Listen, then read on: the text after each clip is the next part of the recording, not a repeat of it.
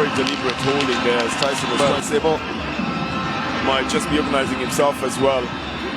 Ultimately, it is to the other side, and the Leopards have put it in the net.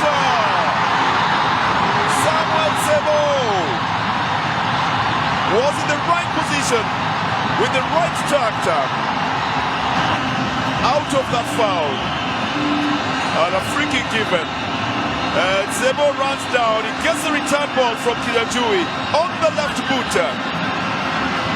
He's onside and catches Kevin Omundi flat-footed there, puts the ball in the net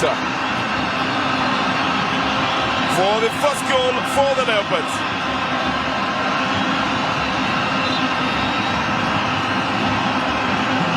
It's just a sheer brilliance of the way. More so for assist Basti. He just didn't turn on time. This is Chinje cutting it back, and it's in the net. It's the Leopards again, and it's through Tyson Otieno.